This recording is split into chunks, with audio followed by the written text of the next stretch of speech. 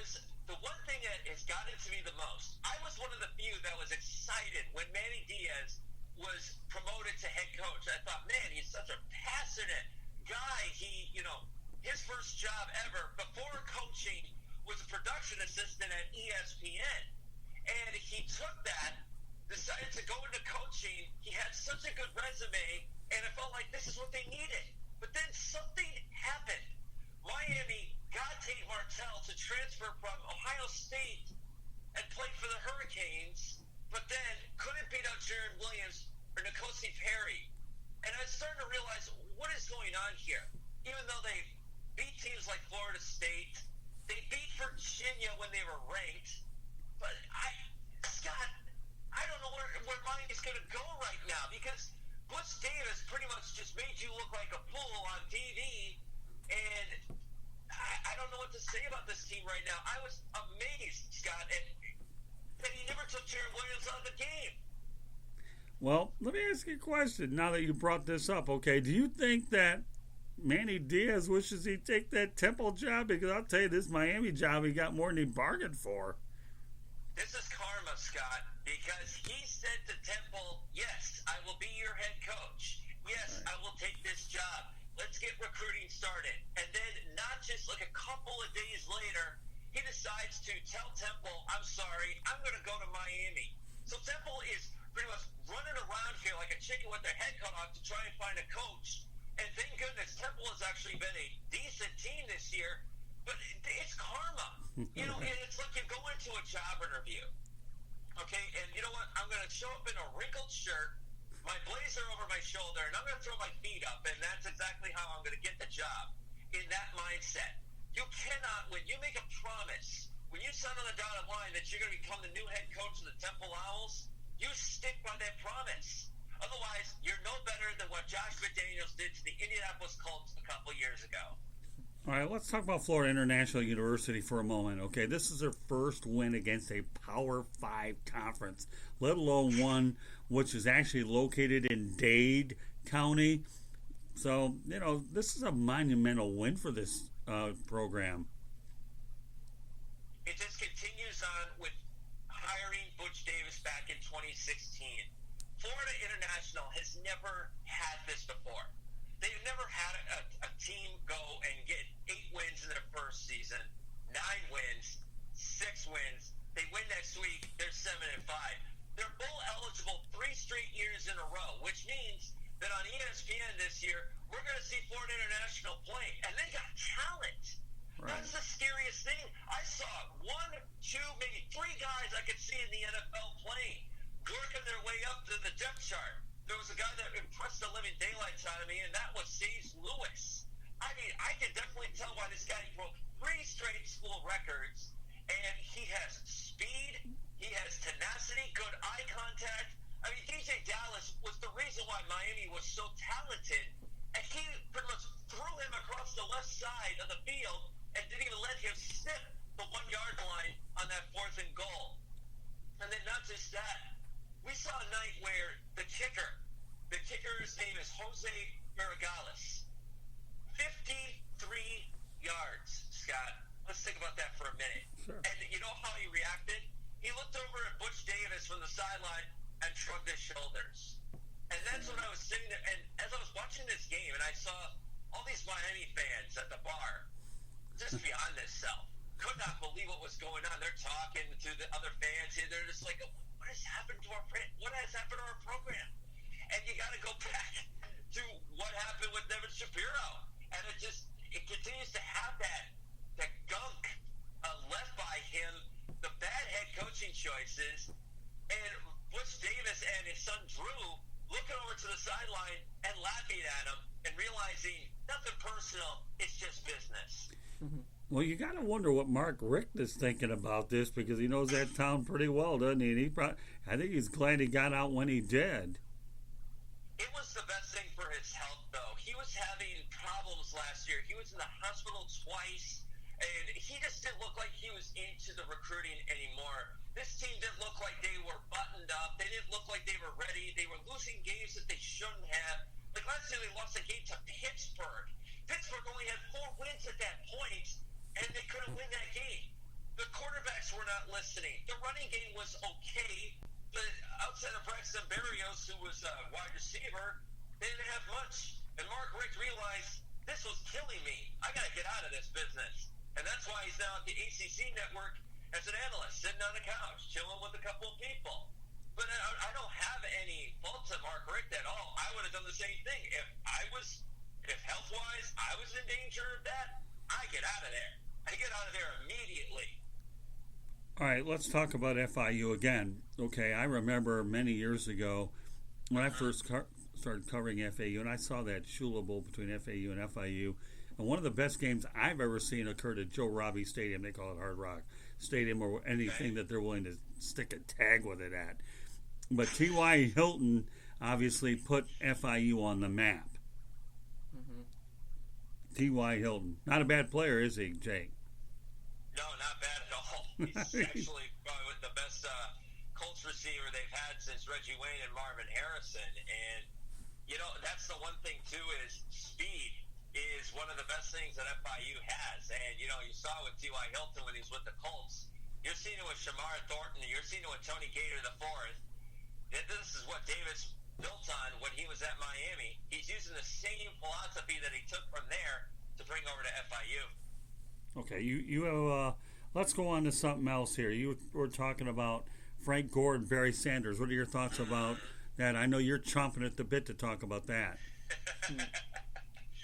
Yes, probably my favorite running back outside of Barry Sanders and Jim Brown and Walter Payton has got to be Frank Gore, because this guy, and I cannot believe I'm saying this, because we live in a world of social media.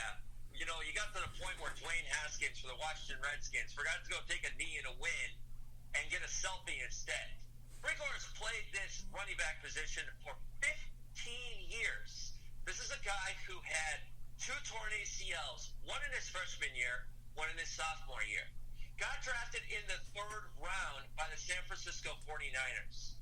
And he's still playing. He's been injured numerous times. He's played for multiple teams. And he has still been able to find a way to pass Barry Sanders, of all people, for 15,289 yards. And the craziest thing about it is how he did it.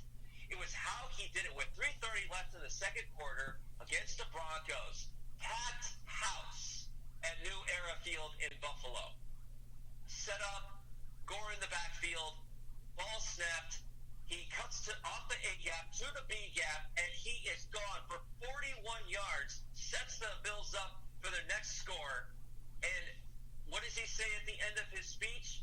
When they talked to him, quote, after the game when I saw all the cameras, I was like, man, I passed Barry.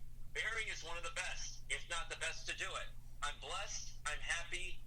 For me, it was tough to get here. This guy is one of the most soft-spoken football players that nobody talks about, but he is always going to be remembered as the man that passed Barry Sanders. Not just that, he has increased his total to 19,154 yards from scrimmage to pass none other than Marshall Faulk, 4th on that list. Frank Gore is a first-ballot Hall of Famer, and I hope people understand why after that performance on Sunday. Well, now, as we talked about earlier, I think you told me that Barry Sanders went ahead and congratulated him on the accomplishment. Yes, he did. In fact, it was about a 25-second video. He was in front of a white screen. He had on his Lions 20 jersey, and he, just as humble as ever. I mean, I'm surprised he didn't have a football. I'm surprised he didn't have a referee by him, so he could just take a football and flip it over to him.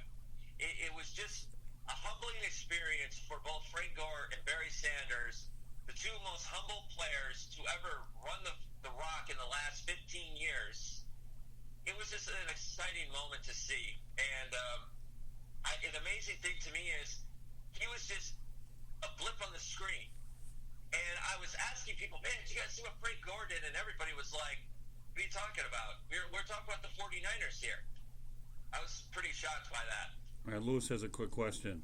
Yeah, well, not a question, Jake, but don't you think it's ridiculous how a couple of years ago when I believe he was with Indianapolis and he put together another 1,000-yard season, or I think by this point he had been in the league 12 or 13 years, and the question of whether or not he was a Hall of Famer was getting a lot of backlash from fans in the sporting community because they they took away from him his longevity. They used that against him as a means that he only has over 10,000 rushing yards and now nearly 20,000 from scrimmage because he's been in the league so long. As if there's like some romanticization that comes with, you know, a short but brief career like Barry Sanders had. I think it's a little ridiculous, but, you know, all I'll say here is, and I'll just kind of just echo the same sentiment that you just noted, is that, yeah, the dude was a Hall of Famer when he passed Emmitt Smith on most seasons with 1,000 or more rushing yards. I mean, if you can do it for a long time and do it at a high level, you're a Hall of Famer, and the guy's one of the 5 best to ever do it. Amen to that.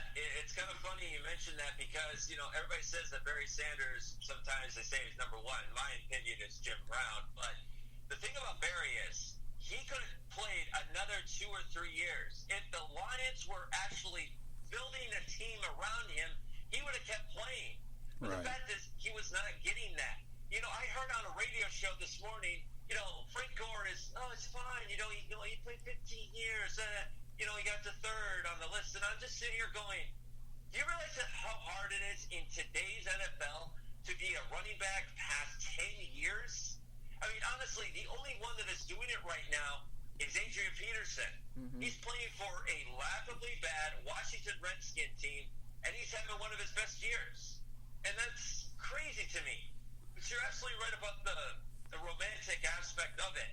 It doesn't matter how many years you play in the NFL. It's about your longevity that should matter. We're talking about a Pro Football Hall of Fame that has guys like Larry Little, who played only 6 years for the Denver Broncos back in the days of the Orange Crush.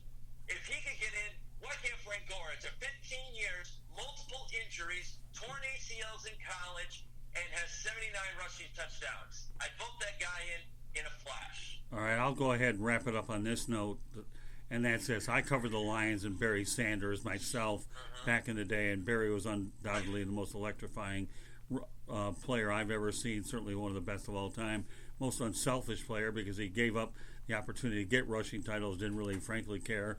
I love the way he handed the ball off to the official in the end zone and said, don't pretend like you haven't been there once, that you go back there all the time. You know, and that was the way his low-key demeanor was. I only saw the guy break for 2 80-yard touchdowns in one game and many Thanksgivings as well. But to summarize the whole thing, there's no question that if Barry Sanders had stayed around another 2 or 3 years, that Gore wouldn't have passed. But I say this about Gore.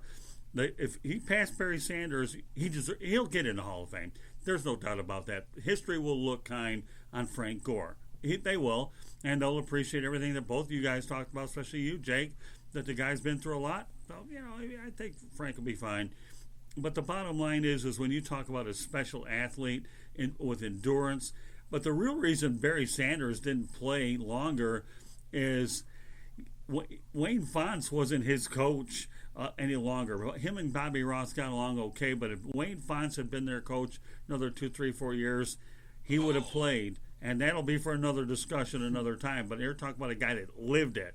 And Wayne Fontes, if you ever go back to his Hall of Fame induction, Wayne Fontes was there. And if nobody can read between the lines with that situation, then nobody will ever do it. But I know it firsthand. So that if Wayne Fontes had stayed on instead of Bobby Ross, Barry Sanders would have another 3,000 to 5,000 yards. Frank Gore would have a lot more work to do. But we don't live of if, ands, or buts. So any final thoughts you have? Great, just a little inside information from an old geezer here, Jake. But well, Scott, I watched the Football Life on Barry Sanders, and I never heard that was the reason why Barry Sanders actually called it a career. Everybody kept saying it was just because the Lions team just wasn't building the right way. Well, the Lions have free press guys out there, but I never heard that. That's crazy to me. Well, I'll tell you this: nobody will openly admit it, okay? But I've lived it. Okay. I never asked him about it, but I know the way Barry is. I got to know him a little bit, but the reality is nobody will admit it. Lions had a losing culture. That led to the expeditious nature for him to retire. But anybody that understands the relationship between Wayne Fontes and Barry Sanders will tell you, Jake, and you, Lewis, that was a father-son relationship. That's what it was. You'll learn here, Jake, when you do the show with us more, that you're going to get a lot of cool nuggets from Scott that you don't get anywhere else. So, you know, happy to have you on board. And it'll be fun going forward, my guy. Well, Jake, all I can tell you, great first act, and you will be getting as much airtime as you can handle. How does that sound? Sounds great, Scott. Thank you so much for the opportunity, and I look forward